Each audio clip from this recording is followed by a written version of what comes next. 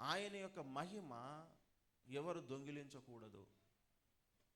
ఆయనకు రావలసిన ఘనత వేరే దానికి ఇవ్వకూడదు. అన్నిటికీ ఆధారము మూలమైనటువంటి ఆయననే మనము ఎల్లప్పుడూ స్తుతిస్తూ ఘనపరుస్తూ ఆరాధిస్తూ ఉండాలి అనేది దేవుడే నియమించిన నియమము. అంతేకాదు అసలు అదే న్యాయము కూడా. కొలస్సీలకు రాసిన పత్రిక 1వ అధ్యాయము 16వ వచనం. ఏలయనగా ఆకాశమందున్నవియు భూమి అందున్నవియు దృశ్యమైనవి గాని అదృశ్యమైనవి గాని అవి సింహాసనములైనను ప్రభుత్వములైనను ప్రధానులైనను అధికారములైనను సర్వమును ఆయన యందు సృజింపబడెను. సర్వమును ఆయన ద్వారాను ఆయనను బట్టియు సృజింపబడెను. ఆయన అన్నిటికంటే ముందుగా ఉన్నవాడు, ఆయనే సమస్తమునకు ఆధారభూతుడు. తరువాత 18లో సంఘము అను శరీరమునకు ఆయనే శిరస్సు, ఆయనకు అన్నిటిలో ప్రాముఖ్యము కలుగు నిమిత్తము ఆయన ఆది అయి ఉండి మృతులలో నుండి లేచుటలో ఆది సంభూతుడు ఆయన. ఏమండి? కనుక ఇది తండ్రి అభిష్టము. 19:20 కూడా చూద్దాం.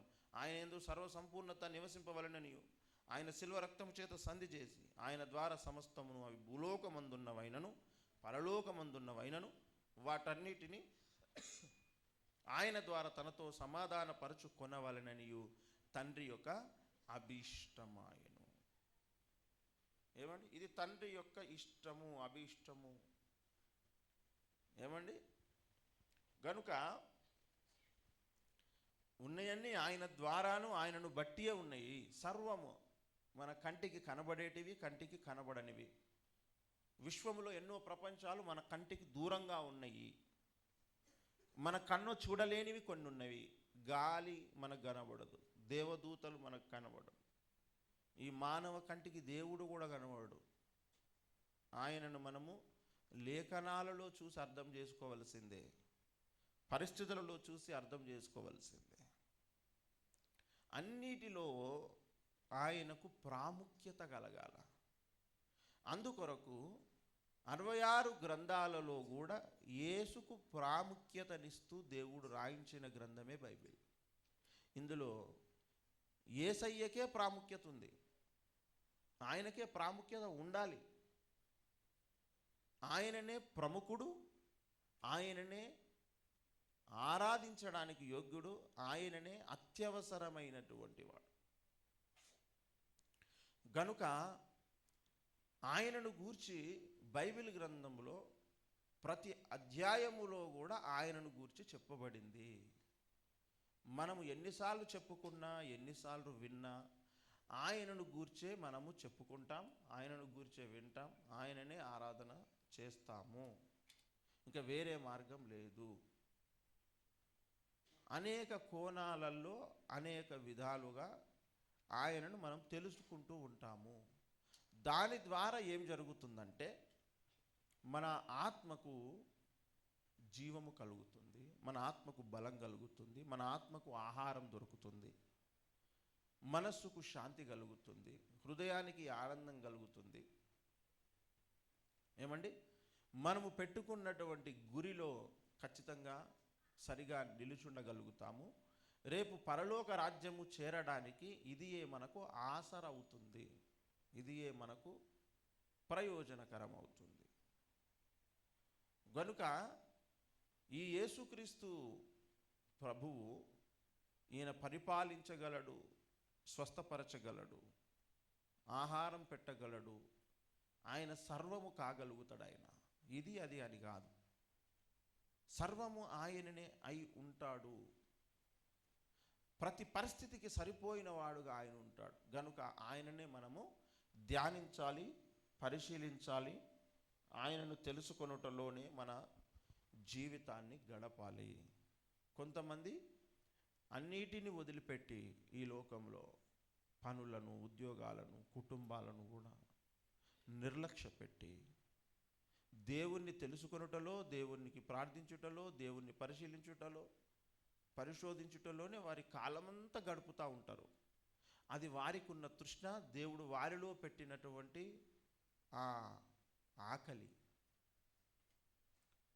కొంతమంది అన్ని పనులు చేసుకుంటూనే దేవుని యొక్క ధ్యానంలో, దేవుని యొక్క పరిశీలనలో, పరిశోధనలో ఉంటారు.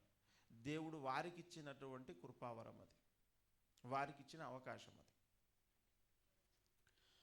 అలా ఒక్కొక్కరికి ఒక్కొక్క విధమైన తలంతు దేవుడిచ్చి ఎవరెవరిని ఏ విధముగా నడిపించాలని దేవుడు అనుకున్నాడో వారికి అలాంటి అవకాశాలనిచ్చి నడిపిస్తాడు. దీని ద్వారా దేవుడే రావాలనుకుంటున్న ప్రయోజనం ఏమిటంటే, 2 కార్యాలు జరగాలి అనుకుంటున్నాడు. ఒకటి క్రీస్తు సంఘ నిర్మాణము, భక్తుల యొక్క రక్షణ కార్యం. ఈ 2 కార్యాలు జరుగుతాయి అన్నమాట ఇందులో. దీని కొరకు ఆయన మళ్ళీ ఇందులో కొంతమంది ఒక్కొక్కరికి ఒక్కొక్క అంతస్తు ఉంటుంది. సూర్యుని మహిమ వేరు, చంద్రుని మహిమ వేరు. ఏమండి? అలా ఒక్కొక్కరి మహిమ స్థానాలలో తేడాలు ఉంటాయి. అలాంటి తేడాలు సంఘములోనే తయారవుతాయి. కాళ్ళ మాంసం వేరు, చేతుల మాంసం వేరు, కన్ను మాంసం వేరు, నాలుక మాంసం వేరు, చెవుల మాంసం వేరు, అరికాలు మాంసము తోలు వేరు, గుండె మాంసం వేరు, కిడ్నీ మాంసం వేరు, మెదడు వేరు. ఒక్కొక్క దాని మహిమ ఒక్కొక్క విధంగా ఉంటుంది. అదేవిధంగా ఒక్కొక్క విశ్వాసిని దేవుడు ఒక్కొక్క విధంగా తయారు చేస్తాడు. ఒక్కొక్క సంఘమును దేవుడు ఒక్కొక్క విధంగా తయారు చేస్తాడు. అందరిలో అంతటా ఉన్నది దేవుడే, అందరిని తయారు చేసేది దేవుడే. వారందరి చేత దేవుడు ఆయన అనుకున్నటువంటి రూపాన్ని నిర్మించే పనిలో ఉన్నాడు. కనుక కొంతమంది ఒక్కొక్క స్థలములో తయారవుతున్నారు. ఒక్కొక్క సంఘంలో ఒక్కొక్క ప్రోడక్ట్ తయారవుతుందన్నమాట. ఈనాడు మహేంద్ర కంపెనీలో అన్ని వస్తువులు, దానికి ఒక వెహికల్కి సంబంధించిన వస్తువులన్నీ తీసుకొచ్చి ఫిట్ చేసినప్పుడు అది వెహికల్గా తయారవుతుంది. దానికి ఉన్నటువంటి ఆ విడి వస్తువులు ఏవైతే ఉన్నాయో అవన్నీ ఒక్కొక్కటి ఒక్కొక్క దగ్గర తయారవుతుంది. అవన్నీ తీసుకొచ్చి ఫిట్ చేస్తే వెహికల్ అవుతుంది. ఒక్కొక్క సంఘములో ఒక్కొక్క రకమైన భక్తులు తయారవుతున్నారు. ఒక దగ్గర గుండెకాయ తయారవుతుంది, ఒక దగ్గర మెదడు తయారవుతుంది, ఒక దగ్గర ఎముకలు తయారవుతున్నాయి, ఒక దగ్గర మాంసం తయారవుతుంది, ఒక దగ్గర వెంట్రుకలు తయారవుతున్నాయి. అలాంటి విశ్వాసులను దేవుడు ఆయా సంఘాలలో పెట్టి తయారు చేసుకుంటున్నాడు. ఏమండి? కొంతమందికి వాక్యం అంటే ఎక్కువ ఆసక్తి లేదండి అనుకుంటాం, కానీ ఆ సంఘంలో కూడా వాక్యాసక్తి ఉన్న వాళ్ళు ఉంటారు. కొంతమందికి ప్రార్థన అంటే ఎక్కువ ఆసక్తి లేదండి అనుకుంటాం, కానీ ఆ సంఘంలో కూడా ప్రార్థించే వాళ్ళు ఉంటారు. ఒక్కరో ఇద్దరు, అంటే ఎక్కడెక్కడ ప్రార్థించే ఆసక్తి కలిగిన వారు ఉన్నారో వాళ్ళంతా ఒక కేటగిరీ. ఎక్కడెక్కడ సువార్త ప్రకటించేటువంటి వారు ఉన్నారో వారంతా ఒక కేటగిరీ. ఎక్కడెక్కడ పాటలు పాడేవారు ఉన్నారో, నేను పాటల పరిచర్య చేయాలనుకుంటారో వాళ్ళంతా ఒక కేటగిరీ. నేను వాక్య పరిచర్య చేయాలని ఆశ కలిగి దేవుని పనిలో ఉంటారో వాళ్ళంతా ఒక కేటగిరీ. లేదు, నేను దేవుని పనికి ధనం సహకారం చేయాలనుకుంటారో వాళ్ళంతా ఒక కేటగిరీ. లేదు, నా శ్రమదానమును చేసి దేవుని సేవ చేసుకుంటా అనుకునే వారందరూ ఒక కేటగిరీ. ఏమండి? లేదు, నేను సువార్త ప్రకటిస్తా అనుకునే వారంతా ఒక కేటగిరీ. లేదు, నేను కరపత్రికలే పంచుతా అనుకునేవారు ఒక కేటగిరీ. ఏమండి? లేదు, నేను ప్రభుత్వంలో ఉండి దేవుని పక్షంగా నేను న్యాయం జరిగిస్తా, లేదా దేవుని కార్యాలను నేను న్యాయమైనవిగా జరిగేటట్టు చూసుకో, ఒక కేటగిరీ. ఇలా అనేక రకాల కేటగిరీ వైజ్ విశ్వాసులు ఉంటారు. వారందరినీ అంతటా పెట్టి తయారు చేస్తున్నవాడు దేవుడే. దేవునికి మహిమ కలుగునుగాక. దేవునిలో ఉన్నటువంటి విషయాలను, గుణగణాలను ఆయనలో ఉన్నటువంటి అనంత కోటి సంగతులను మనకు తెలియచేయడం కొరకు, మనకు అవసరమైనంత, మనకు అందినంత, మనం పొందుకోగలిగినంత, మనం అర్థం చేసుకోగలిగినంత దేవుడు పరిశుద్ధ బైబిల్ గ్రంథములో ఆయనను గూర్చినటువంటి వివరణ చెప్పబడింది. అది ఇక వెతికిన వాళ్లకు వెతికినంత దొరుకుతుంది. వెతుకుడి మీకు దొరుకునన్నాడు కదా, వెతుకుతే దొరుకుతుంది. అయితే ఇప్పుడు సంఖ్యాకాండము 19వ అధ్యాయంలో ఒకసారి మనం చూద్దాం. ఇక్కడ యెహోవా ఆజ్ఞాపించిన ధర్మశాస్త్ర విధి ఏదనగా, ఇశ్రాయేలీయులు కళంకము లేనిదియు మచ్చలేనిదియు ఎప్పుడును కాడి మోయనిదియునైన ఎర్రని పెయ్యను నీ యొద్దకు తీసుకొని రావాలనని వారితో చెప్పుము అన్నాడు. ఏమంటే ఇశ్రాయేలులట కళంకం లేనిది మచ్చలేనిది ఎప్పుడు కాడి మోయనిదైనా ఒక ఎర్రని పెయ్యను తీసుకొని రండి అని వారికి చెప్పాడు. ఎందుకట ఇది? దీనిని దహించాలి అని చెప్పాడు. ఎలా దహించాలి అంటే కింద చెబుతాడు 3వ వచనం, మీరు యాజకుడైన ఎలియాజారుకు దానిని అప్పగింపవలను, ఒకడు పాలెం వెలుపలికి దాన్ని తోలుకొని పోయి అతని ఎదుట దానిని వధింపవలను. యాజకుడైన ఎలియాజారు దాని రక్తంలోనిది కొంచెం వ్రేలితో తీసి ప్రత్యక్ష గుడారం ఎదుట రక్తంలో కొంచెం 7 మారులు ప్రోక్షించవలను. అతని కనుల ఎదుట ఒకడు ఆ పెయ్యను దహింపవలను. దాని చర్మమును మాంసమును రక్తమును పేడయును దహింపవలను. మరియు ఆ యాజకుడు దేవదారు కర్రను హిస్సోపు రక్తవర్ణములను తీసుకొని ఆ పెయ్యను కాల్చున్న అగ్నిలో వాటిని వేయవలను.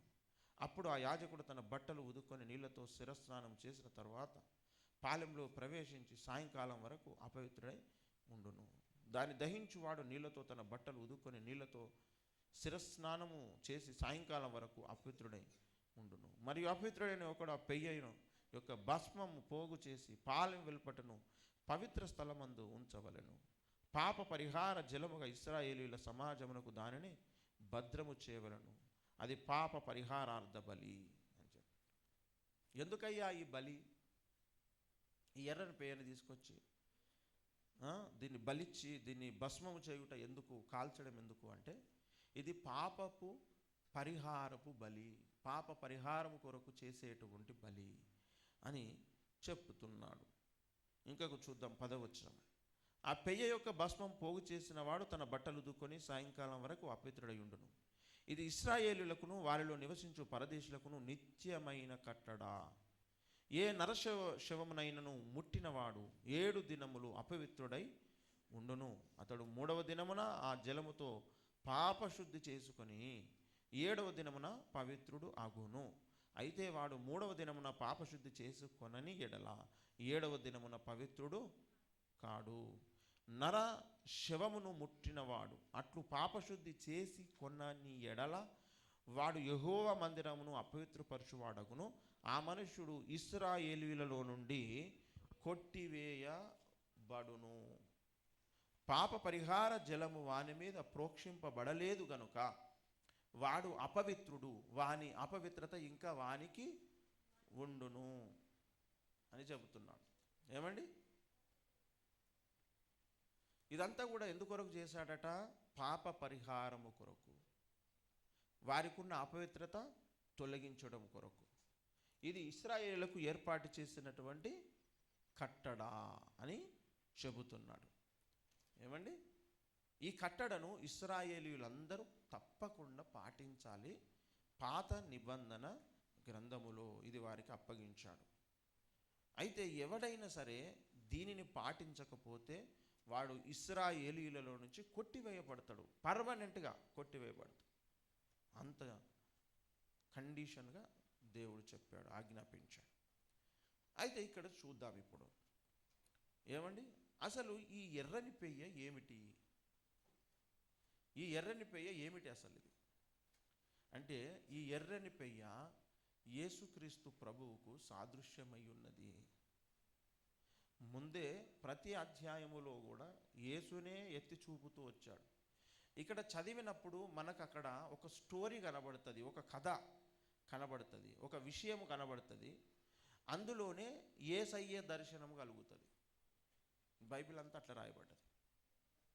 ఇప్పుడు చదివినప్పుడు ఇక్కడ ఒక ఎర్రని పెయ్యను తీసుకురావాలి, దాన్ని ఈ విధంగా బలి చేయాలి, దీనివల్ల వారికి పాప విమోచన కలుగుతుంది అని చెబుతూ వచ్చిన ఒక సమాచారం అంతా మనం చదువుకున్నాం ఇక్కడ.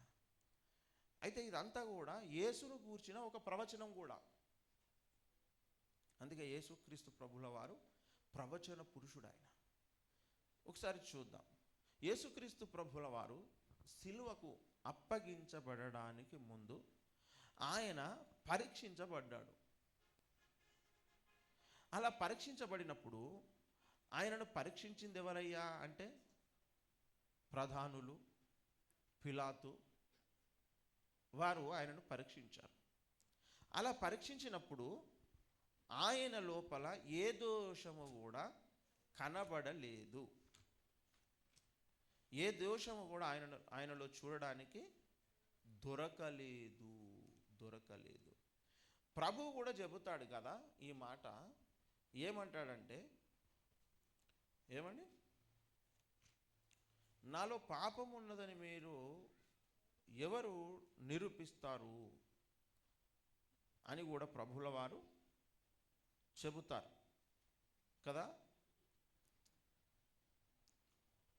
ఇక్కడ యేసుక్రీస్తు ప్రభుల వారు యోహాను సువార్త 8వ అధ్యాయము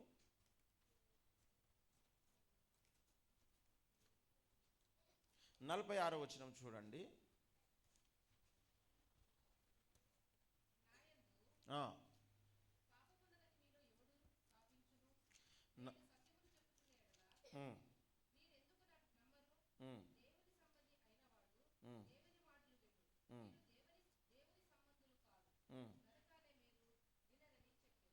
వినరు మీరు అని చెప్పాను. నాలో పాపం ఉన్నదని ఎవరు నిరూపిస్తారు అని అన్నాడు.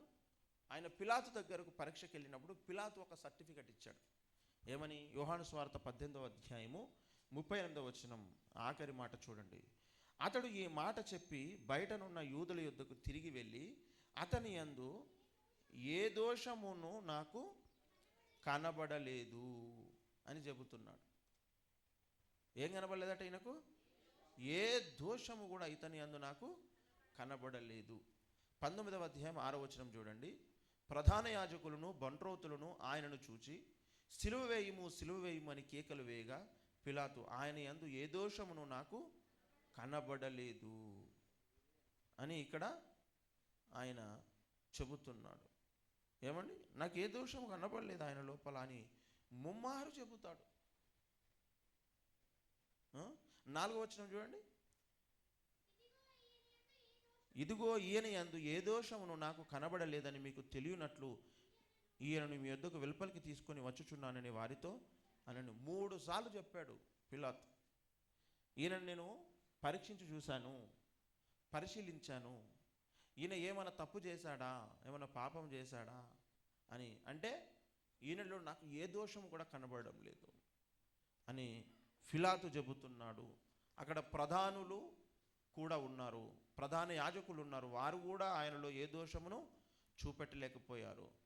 ఏమండి, ఆయనలో దోషం అనేది కనబడలేదు, దోషం అనేది చూపెట్టలేకపోయారు. ఏమండి,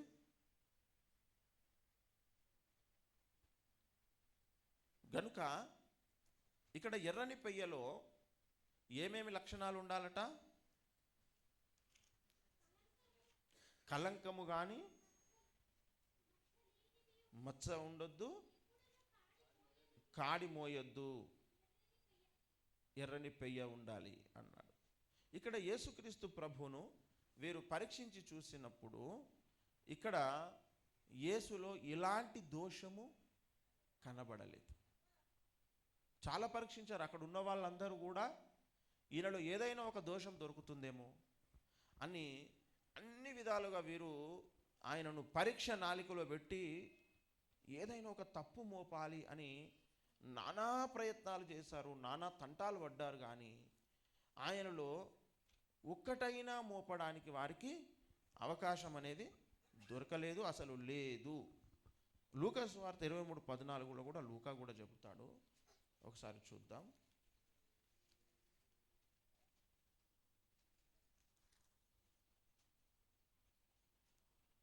ప్రజలు తిరగబడినట్లు చేయుచున్నాడని మీరు ఈ మనుషుని నా యొద్దకు తెచ్చితిరే, ఇదిగో నేను మీ ఎదుట ఇతనిని విమర్శింపగా మీరితని మీద మోపిన నేరములలో ఒక్కటైనా నాకు కనబడలేదు. హేరోదునకు కూడా కనబడలేదు. హేరోదు అతని మా యొద్దకు తిరిగి పంపెను కదా, ఇదిగో మరణమునకు తగినదేదియు ఇతడు చేయలేదు అని చెప్పాడు. హేరోదు పరీక్షించాడు, పిలాతు పరీక్షించాడు, ప్రధాన యాజకులు పరీక్షించారు. అక్కడ ఉన్నటువంటి వారికి ఎవరికి కూడా ఈయన పాపము చేసినట్లుగా ఒక్కటంటే ఒక్క ఆధారము కూడా వారికి దొరకలేదు, అసలు లేదు. ఏమండి, ఒక్కటి కూడా దొరకలేదు. ఏమండి, తర్వాత మత్తయి సువార్త 26వ అధ్యాయము 59వ వచనం చూడండి. ప్రధాన యాజకులు యేసును చంపవలెనని ఆయనకు విరోధముగా అబద్ధ సాక్ష్యములు వెదుకుచున్నారు గాని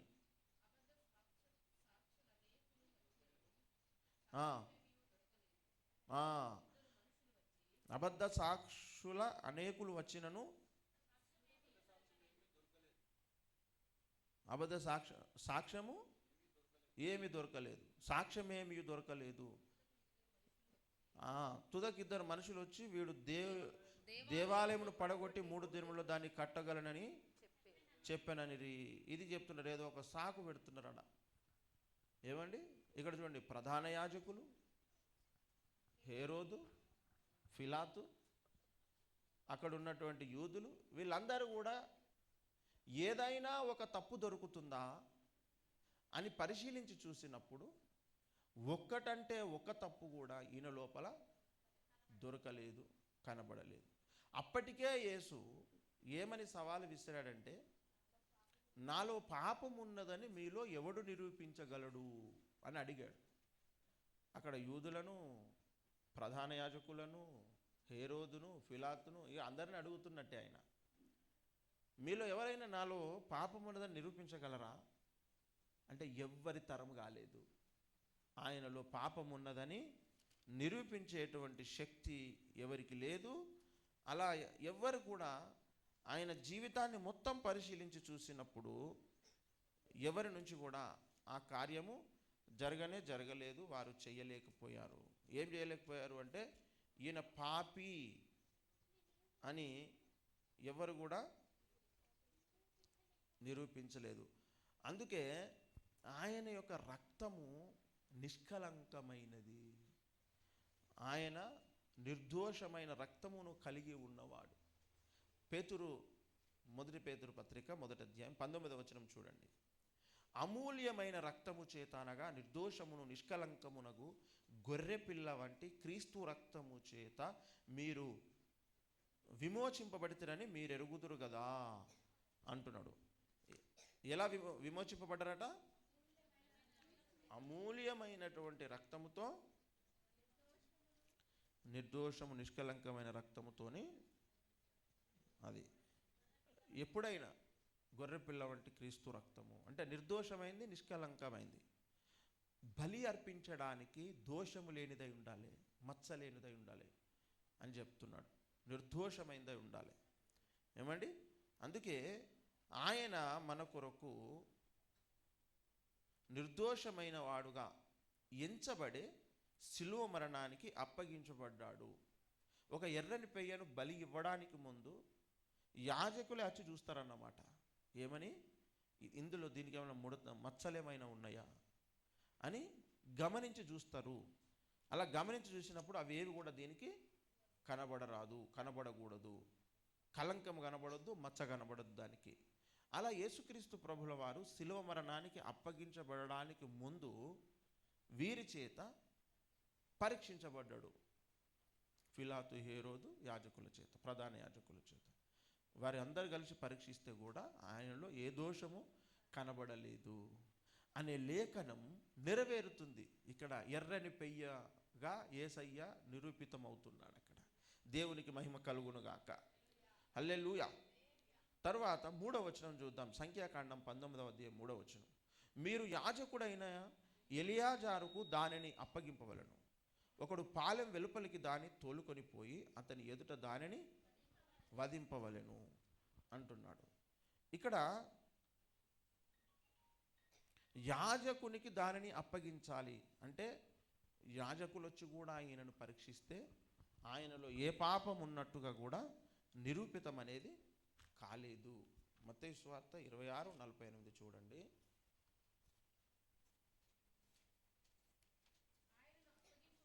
ఆయనను అప్పగించువాడు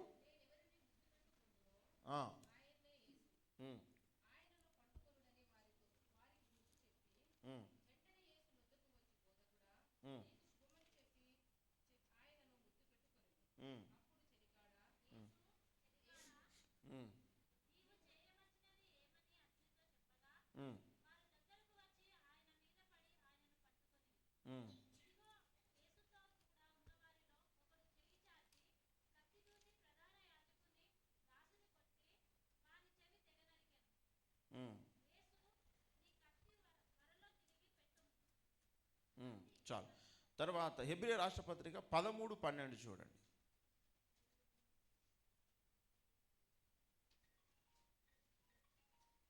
ఇక్కడ పాలెము వెలుపలికి దాన్ని తోడుకొని పోవలెను, అతని ఎదుట దానిని వధింపవలెను అంటే యాజకుని ఎదుట అని చెబుతాడు. హెబ్రీ రాష్ట్రపత్రిక 13వ అధ్యాయము 12వ వచనం చూడండి. కావున యేసు కూడా తన స్వరక్తము చేత ప్రజలను పరిశుద్ధపరచుటకై గవిని వెలుపట శ్రమ పొందెను అనే మాట చూస్తున్నాం. గవిని ఎదుట శ్రమ పొందాడు. సిలువ వేయబడేటప్పుడు ప్రధాన యాజకులు ఆయనను గమనిస్తున్నప్పుడే యేసు ప్రాణం విడుస్తాడు. సిలువలో యేసుప్రభుల వారు మరణిస్తున్నప్పుడు అక్కడ వారు ఆయనను గమనిస్తూ ఉంటారు. అప్పుడు ఆయన ప్రాణం విడుస్తాడన్నమాట. ఏమండి? తర్వాత ఇక్కడ సంఖ్యాకాండము 27:41 కూడా ఒకసారి చూడండి.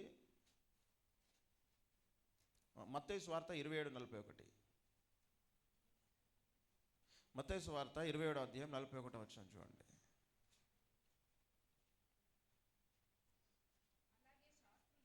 శాస్త్రులను పెద్దలను ప్రధాన యాజకులను ఆయనను అపహసించుచు వీడు ఇతరులను రక్షించను, తన్ను తాను రక్షించుకొనలేదు. ఎవరెవరట అక్కడ ఉన్నది? పెద్దలు, శాస్త్రులు, ప్రధాన యాజకులు. ఏమండి? ఇక్కడ ఏం చెప్తున్నాడు ఆయన? మీరు యాజకుడైన ఎలియాజారుకు దానిని అప్పగింపవలెను అని చెబుతున్నాడు. శాస్త్రులు పరిసయ్యులందరూ కూడా గమనిస్తూ ఉన్నారు. ఈ జరుగుతున్నటువంటి సంఘటన అంతటిని కూడా గమనిస్తున్నారు. దాని ప్రకారమే ఆయన పాలెము వెలుపట అంటే ఇజ్రాయేల్ పట్టణానికి అవతలికి తీసుకొని పోయి యేసుక్రీస్తు ప్రభుల వారును సిలువ వేశారు. 6వ వచనం ఒకసారి చూడండి. 6వ వచనం. మరియు ఆ యాజకుడు దేవదారు కర్రను హిస్సోపును రక్తవర్ణపు నూలును తీసుకొని ఆ పెయ్యను కాల్చుచున్న అగ్నిలో వాటిని వేయవలెను అంటాడు. ఏందంట? హిస్సోపును, దేవదారు కర్రను, హిస్సోపును రక్తవర్ణపు నూలును తీసుకొని ఆ పెయ్యను కాల్చున్న అగ్నిలో వాటిని వేయవలెను. యేసుక్రీస్తు ప్రభుల వారిని సిలువ వేయడానికి ముందు ఆయనకు ఎర్రని అంగీని తొడిగిస్తారు. ఏమండి? 27వ అధ్యాయం 48వ వచనంలో మనం చూస్తే ఆయనకు స్పంజిని పట్టి చిరకను తాగిస్తారు.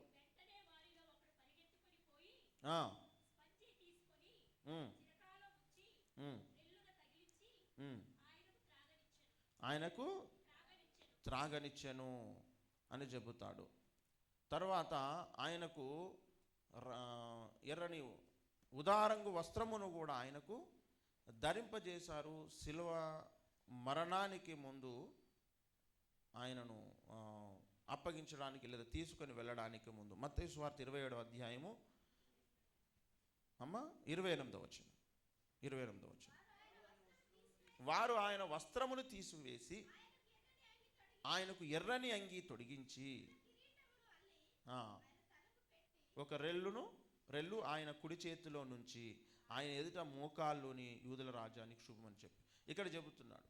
వారు ఆయన వస్త్రం తీసివేసి ఆయనకు ఎర్రని అంగిని తొడిగించారు అని చెబుతున్నాడు. ఏమండి, ఇక్కడ మనం చూస్తాము, ఆ యాజకుడు దేవదారు కర్రను, హిస్సోపును, రక్తవర్ణపు నూలును తీసుకొని అని అంటాడు. అంటే ఇదంతా కూడా యేసులో నెరవేరుతూ ఉంది. ఏమండి, తర్వాత 7వ వచనం చూడండి. అప్పుడు ఆ యాజకుడు తన బట్టలు ఉదుకొని నీళ్లతో శిరస్నానం చేసిన తర్వాత పాలెములో ప్రవేశించి సాయంకాలం వరకు అపవిత్రుడై ఉండును అని చెబుతాడు. యేసుక్రీస్తు ప్రభుల వారు ఆయన వీరందరూ పరిశీలించినప్పుడు ఆయనలో ఒక దోషమును ఆయనలో కనబడలేదు. కానీ ఇక్కడ ఏమంటాడంటే 7వ వచనం మనం చదువు. ఆ యాజకుడు తన బట్టలు ఉదుకొని నీళ్లతో శిరస్నానం చేసిన తర్వాత పాలెంలో ప్రవేశించి సాయంకాలం వరకు అపవిత్రుడై ఉండును అంటున్నాడు. మన కొరకు యేసు ఆయన పాపిగా ఎంచబడుతున్నాడు. మన కొరకు యేసు పాపి అవుతున్నాడు. అంటే మన పాపములను ఆయన మీద వేసుకుంటున్నాడు యేసుక్రీస్తు ప్రభువుల వారు. యేసు ప్రభువుల వారు ఆయనేదో పాపము చేసినందుకు సిలువలో బలి కాలేదు, మన పాపముల నిమిత్తము ఆయన సిలువలో బలి అయ్యాడు. అందుకే మనం పాట కూడా పాడుకుంటాం, మనకై యేసు. చాలా పాటలు ఉన్నాయి, ఇది కూడా పాడుకు. మనకై యేసు మరణించే, మన పాపముల కొరకే, నిత్య జీవముని చుటకే, సత్యుండు సజీవుడాయే. ఎవరి పాపముల కొరకు? మన పాపముల కొరకు. 2వ కొరింథీయులకు రాసిన పత్రిక 5వ అధ్యాయం 21వ వచనం చూడండి. ఎందుకనగా మనం ఆయన యందు దేవుని నీతి అగునట్లు పాపమెరుగని ఆయనను మన కోసము పాపముగా చేసెను. పాపం ఆయన ఎరిగాడా? పాపము చేశాడా? ఆయనలో పాపం కనబడిందా?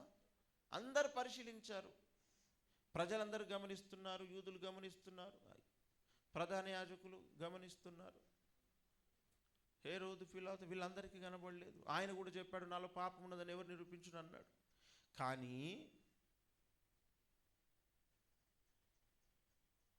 పాపము ఎరగనటువంటి ఆయనను మన కోసము పాపముగా చేశాడు దేవుడు. మన కొరకే పాపిగా మార్చాడు ఆయనను. ఏమండి, కనుక మన పాపములను ఆయన తన మీద వేసుకున్నవాడుగా భవిష్యత్తులో రక్షకుడు ఈ లోకములో పుట్టబోతున్నాడు అనే విషయాన్ని తెలియజేస్తున్నాడు. ఏమండి, తర్వాత 9వ వచనం చూడండి. మరియు పవిత్రుడైన ఒకడు ఆ పెయ్య యొక్క భస్మమును పోగు చేసి పాలెము వెలుపటను పవిత్ర స్థలమందు ఉంచవలను. పాప పరిహార జలముగా ఇశ్రాయేలుల సమాజమునకు దానిని భద్రము చేయవలను. అది పాప పరిహారార్థ బలి, పాప పరిహారార్థ బలి అన్నాడు. ఇక్కడ ఏమన్నాడంటే, పవిత్రుడైన ఒకడు ఆ పెయ్య యొక్క భస్మమును పోగు చేసి పాలెము వెలుపట పవిత్ర స్థలమందు ఉంచవలను. యేసుక్రీస్తు ప్రభువుల వారు సిలువలో ఆయన మరణించిన తర్వాత అరిమతయ్య అనబడినటువంటి ఒక ఆయన వచ్చి, నాకు ఆయన దేహమును ఇవ్వండి అని ఆయన కొరకు తొలిపించుకున్నటువంటి ఒక కొత్త సమాధిలో ఆయనను పెట్టడం అనేది జరిగింది కదా. లూకా సువార్త 23వ అధ్యాయం 51వ వచనం చూడండి.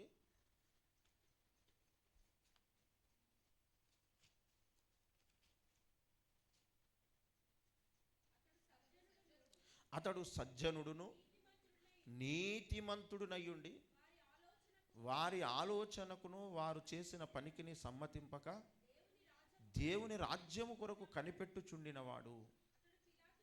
అతడు పిలాతు నొద్దకు వెళ్ళి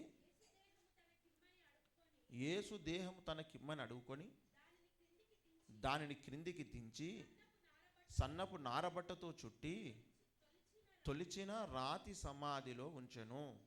అందులో ఎవడునూ అంతకు మునుపెన్నడునూ ఉంచబడలేదు అని చెప్పాడు. 50వ వచనం, అరిమతయ్య అను యూదుల పట్టణపు సభ్యుడైన యోసేపు అను ఒకడు ఉండెను అని చెబుతున్నాడు.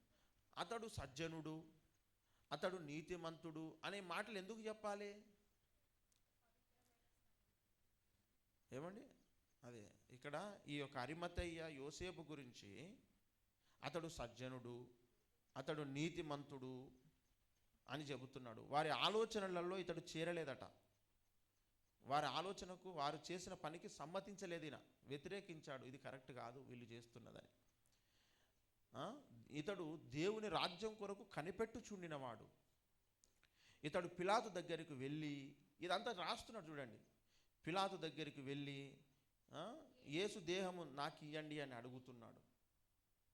దాన్ని కిందికి దించి సన్నపు నారబట్లో చుట్టి తొలిచిన కొత్త సమాధిలోనే ఎవడునూ అంతకు మునుపు అందులో ఎవడునూ అంతకు మునుపు ఎన్నడూనూ ఉంచబడలేదు. ఈ డీటెయిల్స్ అన్ని ఎందుకు చెప్తున్నాడంటే ఇట్లనే జరగాలి, ఇది లేఖనములో ఉన్నట్టుగా జరగడం కొరకు అదంతా డీటెయిల్గా రాస్తున్నాడు అన్నమాట అక్కడ. ఇప్పుడు చూడండి 9వ వచనం, 19వ అధ్యాయం 9, మరియు పవిత్రుడైన ఒకడు. ఎవలట? ఇప్పుడు అరిమతయ్య యోసేపు స్థితి ఏంటిది? సజ్జనుడు, నీతిమంతుడు కదా. ఆ పెయ్య యొక్క భస్మం పోగు చేసి పాలెం వెలుపట పవిత్ర స్థలమందు ఉంచవలెను. అంటే ఇక్కడ పవిత్రుడైన ఒకడు అనే స్థానం ఎవరికి చెందింది? ఇప్పుడు ఇన్ని సంవత్సరాలు గడిచిన తర్వాత కదా, దాదాపు 2000 సంవత్సరాల క్రితమే చెప్పబడినటువంటి లేఖనాలు, సంఖ్యాకాండంలో చెప్పబడుతున్నటువంటి లేఖనాలు మోషే ద్వారా దాదాపు ఒక 1500 సంవత్సరాలు క్రీస్తుకు పూర్వమే అనుకుంటే కూడా, ఇన్ని సంవత్సరాల తరువాత ఇలా లేఖనం నెరవేరాలి అని దేవుడు చెబుతూ ఉంటే, అక్కడ ఒకడు అనబడినటువంటి స్థానం దగ్గరికి ఈ అరిమతయ్య యోసేపు వచ్చిండు. ఇక్కడ ఒకడు దాన్ని ఆ భస్మంను కలెక్ట్ చేయాలి, కలెక్ట్ చేసి ఒక పవిత్రమైన స్థలంలో ఉంచాలి అనే దగ్గర ఇది ఎవరి గురించి చెప్పబడుతున్నటువంటి ఎర్రని పెయ్య అంటే యేసుక్రీస్తు ప్రభుని గురించి. ఈ యేసుక్రీస్తు ప్రభువు చనిపోయిన తర్వాత ఆయన యొక్క శరీరమును జాగ్రత్తగా తీసుకొని పోయి భస్మమును ఎట్లయితే జాగ్రత్తగా సమకూర్చి పాలెం వెలుపలికి తీసుకొని వెళ్ళాలో, అట్లనే ఈయన కూడా దానిని జాగ్రత్తగా దింపి దాన్ని తీసుకొని వెళ్ళి క్రొత్త సమాధిలో ఏర్పాటు చేశాడు, అంటే ఉంచాడు కదా. అయితే ఇలా కలెక్ట్ చేసేటువంటి వానికి ఉండాల్సిన లక్షణం ఏంటంటే అతడు నీతిమంతుడై, యథార్థవంతుడై, పవిత్రుడై ఉండాలి, అంటే మంచివాడై ఉండాలి అని చెప్తున్నాడు. అందుకే ఈ డీటెయిల్స్ రాస్తున్నాడు అన్నమాట. ఈ అరిమతయ్య యోసేపు అనబడినటువంటి వాడు సజ్జనుడు, నీతిమంతుడు అని ఎందుకు ఆ విషయాలు చెప్పాలి ఇక్కడ అంటే, లేఖనం నెరవేరాలి. ఇట్లనే ఆ లేఖన నెరవేర్పు స్థానములోనికి ఈ అరిమతయ్య యోసేపు వచ్చిండు అన్నట్టు. ఆ పట్టణంలో ఎంతోమంది ఉండుంటారు, కానీ ఆ స్థానమును ఫుల్ఫిల్ చేసింది ఈ అరిమతయ్య యోసేపు అనబడినటువంటి ఆయన. అందుకే వెళ్ళి పిలాతు దగ్గరికి వెళ్ళి నాకు ఆయన శరీరం కావాలని అడిగి జాగ్రత్తగా సిలువ మీదకి దించి, ఇదంతా ఏంటంటే భస్మమును కలెక్ట్ చేయుట అన్నమాట. యేసుప్రభు చనిపోయాడు, సమాధి పెట్టాలి, శరీరం మాత్రమే అక్కడ ఉన్నది. దానిని జాగ్రత్తగా దింపి ఒక కొత్త సమాధిలో పెట్టుట చేత ఈ లేఖనం నెరవేరుతుంది. 9వ వచనం, మరియు పవిత్రుడైన ఒకడు ఆ పెయ్య యొక్క భస్మం పోగు చేసి పాలెం వెలుపటను పవిత్ర స్థలం అందు ఉంచుట, అంటే కొత్తగా తొలచబడిన రాతి సమాధిలో ఉంచుట, ఈ లేఖనం నెరవేరుతుంది అన్నమాట. ఏమండి, తర్వాత 10వ వచనం, ఆ పెయ్య యొక్క భస్మమును పోగు చేసిన వాడు తన బట్టలు ఉదుకొని సాయంకాలం వరకు అపవిత్రుడై ఉండును. ఇది ఇశ్రాయేలుకును వారిలో నివసించు పరదేశులకును నిత్యమైనటువంటి కట్టడ అని చెబుతూ, ఏ నర శవమైనను ముట్టినవాడు 7 దినములు అపవిత్రుడై ఉండును. అతడు 3వ దినమున ఆ జలముతో పాపశుద్ధి చేసుకుని 7వ దినమున పవిత్రుడగును. అయితే వాడు 3వ దినమున పాపశుద్ధి చేసి కొనని ఎడల 7వ దినమున పవిత్రుడు కాడు అని చెప్తున్నాడు. ఇక్కడ యేసుక్రీస్తు ప్రభుల వారు మూడవ దినమున ఆయన పాపరహితుడుగా, పాప విమోచకుడుగా సమాధిని గెలిచి లేస్తాడు, లేవబోతున్నాడు. ఆయన రక్తమును ఎవడైతే ఆశ్రయిస్తాడో వానికి సంపూర్ణ రక్షణ కలుగుతుంది అనేటువంటి విషయాలను ఆయన ఇక్కడనే తెలియజేస్తున్నాడన్నమాట. ఏమండి? ఇక్కడనే ఆయన తెలియజేస్తున్నాడు. అందుకే ఇక్కడ ఈ యొక్క లేఖనాల నెరవేర్పే, అన్నీ కూడా లేఖనాల నెరవేర్పు కొరకే ఈ విషయాలు చేస్తున్నారన్నమాట. 19వ అధ్యాయం 10వ వచనం చూడండి. ఆ పేయ యొక్క భస్మమును పోగు చేసిన వాడు తన బట్టలు దుక్కొని సాయంకాలం వరకు అపవిత్రుడును, ఇది ఇశ్రాయేలులకు వారిలో నివసించే పరదేశులకు నిత్యన కట్టడ అన్న దగ్గర యేసుక్రీస్తు ప్రభువుల వారికి వారు సుగంధ ద్రవ్యములను పూస్తారు. 23వ అధ్యాయం లూకాసు వార్త 54 చదువుదాం. ఆ దినమున సిద్ధపరచు దినము, విశ్రాంతి దినారంభం కావచ్చని. అప్పుడు గలిలియ నుండి ఆయనతో కూడా వచ్చిన స్త్రీలు వెంట వెళ్ళి ఆ సమాధిని, ఆయన దేహమును ఎలాగూ ఉంచబడినో చూసి తిరిగి వెళ్ళి సుగంధ ద్రవ్యములను, పరిమళ తైలములను సిద్ధపరిచి ఆజ్ఞ చొప్పున విశ్రాంతి దినమున తీరికగా ఉండిరి. ఆయనకు సుగంధ ద్రవ్యాలను, పరిమళ తైలములను ఆయన సిద్ధపరుస్తూ ఉన్నారు. ఇదంతా కూడా లేఖనాల నెరవేర్పు కొరకు జరిగినటువంటి విషయము. యేసుక్రీస్తు ప్రభుల వారు మనలను రక్షించుట కొరకు ఆయన ఒక ఎర్రని పెయ్యగా కనబడుతున్నాడు. ఇంకా ఇక్కడ అనేకమైనటువంటి విషయాలను మనము చూడాలి, నేర్చుకోవాలి. ఎవరైతే ఈ యొక్క ఎర్రని పెయ్య యొక్క బలిని వారి జీవితంలోనికి తెచ్చుకోరో వారు ఎప్పటికీ కొట్టివేయబడతారన్నమాట. ఇశ్రాయేలీల నుంచి వారు కొట్టివేయబడతారు. ఎవరైతే యేసుక్రీస్తు ప్రభుల వారు కలువరి శిలువలో బలి అయినటువంటి ఆ బలి యజ్ఞం కిందికి రారో, ఆ బలి కర్మకాండ వారి జీవితంలో జరిగించుకోరో, యేసు కాచినటువంటి ఆ రక్తమును వారి జీవితముల మీద ప్రోక్షించుకోరో వారు ఎప్పటికీ కూడా మోక్షము పొందరు. అంటే నరకములో వేయబడతారన్నమాట. కొట్టివేయబడతారు వాళ్ళు. గనుక యేసు రక్తము ప్రతి పాపము నుండి మనలను పవిత్రపరుస్తుంది. ఆ విధముగా మనము పాప శుద్ధి పొందగలుగుతాము. ఇది తప్ప వేరొక మార్గము లేనే లేదని ఆల్రెడీ ధర్మశాస్త్రములో ఉన్నటువంటి లేఖనాల చేతనే ఆయన అనేకమైనటువంటి విషయాలను తెలియజేస్తూ వస్తున్నాడు. మొదటి నుంచి కూడా తెలియజేస్తూ వస్తున్నాడు. ఇది మనుషులందరికీ తెలియచేయబడడం చాలా అత్యవసరమైనటువంటి కార్యక్రమం, చాలా ముఖ్యమైనటువంటి కార్యక్రమము. ప్రతి సందర్భంలో, ప్రతి విషయంలో యేసు దర్శనమే కలుగుతుంది. ఇది మానవ జాతికి ఎంత ప్రాముఖ్యమైనదో తెలియచేయడం కొరకే ప్రభువుల వారు పరిశుద్ధ బైబిల్ గ్రంథాన్ని తెలియజేశాడు. యేసు చేసిన బలియజ్ఞం, ఆయన కార్చినటువంటి రక్తం, ఇది ఎంత ప్రాముఖ్యమైనదో తెలియచేయాలని పరిశుద్ధ బైబిల్ గ్రంథాన్ని దేవుడు అందించాడు. ఇది ప్రతి మనిషికి చేరాలి. బైబిల్ ప్రతి మనిషికి చేరాలి. బైబిల్లో ఉన్న సందేశం ప్రతి వ్యక్తి దగ్గరికి వెళ్ళాలి. వాళ్ళు ఏ కులమైనా, ఏ మతమైనా, ఏ దేశమైనా, ఏ ప్రాంతమైనా అందరికి ఇందులో ఉన్న సందేశం చేరాలి. ఇది దేవుడు కోరుకుంటున్నాడు, ఇది దేవుడు ఆశిస్తున్నాడు. ఏమండి? ఈ గ్రంథం చేరుట చేత ఇందులో వారికి ఏడనో ఒక దగ్గర యేసు దర్శనం కలుగుతుంది. బైబిల్ చదివేటప్పుడు ఆదికాండం నుంచి ప్రకటన గ్రంథం దాకా చదివితే ఏడనో ఒక దగ్గర యేసయ్య దర్శనం కలుగుతుంది వారికి. యేసయ్య నిజమైన దేవుడు అని తెలుసుకుంటారు. అందుకే బైబిల్లో ఉన్న ఏదో ఒక్క వచనంతోనే చాలామంది రక్షణ పొందిండ్రు. అధ్యాయాలు గ్రంథాలతోని కాదు. ఎందుకంటే బైబిల్ అంతటిలో కూడా యేసు కనబడతాడు. ఆ వచనాల లోపల యేసు కనబడతాడు అన్నమాట. ఆయన చేసిన కార్యం, ఆయన చేసిన పాప విమోచన, ఆయన చేసినటువంటి మన కొరకు యజ్ఞమైపోయిన బలికర్మకాండ ఇది కనబడుతుంది. బైబిల్ చదివినప్పుడు ఒక వ్యక్తికి తను పాపి అని తెలుస్తుంది, దేవుడు పరిశుద్ధుడు అని తెలుస్తుంది. ఈ పాపముల కొరకు దేవుడు ఈ లోకంలో జన్మించి ఆయన మరణించి తిరిగి లేచాడు అనే సంగతి తెలుస్తుంది. ఈ పాపాలకు ప్రాయశ్చిత్తం యేసు రక్తమే అని తెలుస్తుంది. గనుక నేను నమ్మి బాప్సం పొందుట చేతనే రక్షణ పొందగలుగుతాను అని తెలుస్తుంది. నేను రక్షణ పొందిన తర్వాత ఆయన శరీర రక్తములలో నేను పాలు పొందుట ఆవశ్యకము, ఖచ్చితంగా నేను ఇది చెయ్యాలి అనే విషయం తెలుస్తుంది. ఇలా చేసినటువంటి వారు దేవుడు కోరుకున్న సంఘం అనే వధువులో ఎవరిని ఏ స్థానములో దేవుడు ఉంచాలని దేవుడు అనుకున్నాడో ఆ స్థానములో ఫిట్ అయ్యేటట్టుగా ఈ భూమి మీద వారిని ఆయన తయారు చేస్తున్నాడు. దేవునికి మహిమ కలుగునుగాక. గనుక ఎర్రని పెయ్యగా దర్శనమించినటువంటి యేసుక్రీస్తు ప్రభుల వారు మన పాపములను పరిహరించుట కొరకు ఆయన బలి అయిపోయాడు. ఇది జీవిత కాలమంతా దీన్ని మనము నమ్మాలి, విశ్వసించాలి.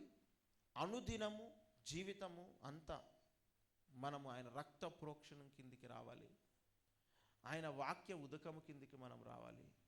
ఆయనతో మనం ఎల్లప్పుడూ సమాధానము కలిగి ఉండాలి. దేవునికి మహిమ కలుగునుగాక.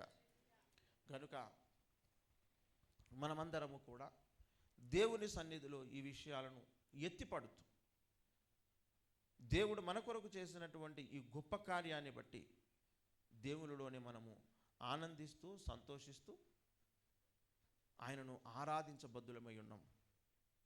గడిచిన ఆదివారం నుంచి ఈ ఆదివారం దాకా మన జీవితంలో ఏదైనా మురికి మచ్చ డావు కలంకం ఉంటే మనం స్నానం చేయాలి. శరీరానికి స్నానం అవసరం, ఆత్మకు కూడా స్నానం అవసరం, మన ప్రవర్తనకు స్నానం అవసరం, మన ఆలోచనలకు స్నానం అవసరం, మన నిర్ణయాలకు స్నానం అవసరం, మన తీర్మానాలకు స్నానం అవసరం, మన వేసిన ప్రతి అడుగుకు స్నానం అవసరము. భౌతిక జీవితములో శరీరానికి స్నానం చేయిస్తాం, బట్టలను ఉతుకుతాం, ఇల్లును కడుగుతాం, కారుకు వాషింగ్ చేపిస్తాం, బైకుకు వాషింగ్ చేపిస్తాం. ఈ పద్ధతి అంతా దేన్ని చూపెడుతుందంటే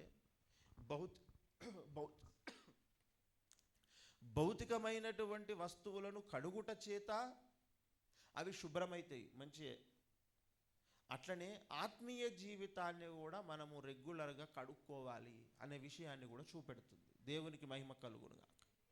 గనుక మనకు కనబడ్డ వాటన్నిటిని కడుక్కుంటా, తోముకుంటా, పిండుకుంటూ వచ్చినాము కదా గడిచిన వారమంతా.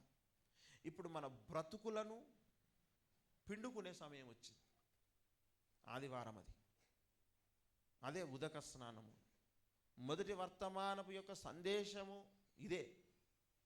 ఇప్పుడు మన ప్రవర్తనను, మన నడవడికను, మన చర్యలను, మన క్రియలను పిండుకునే సమయం, స్నానము చేయించే సమయం వచ్చిందన్నమాట.